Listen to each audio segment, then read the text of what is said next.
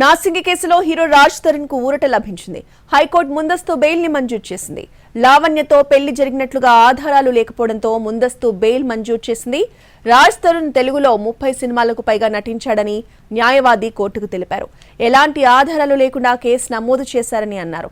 దీంతో కేసును విచారించిన కోర్టు ముందస్తు బెయిల్ ని మంజూరు చేసింది.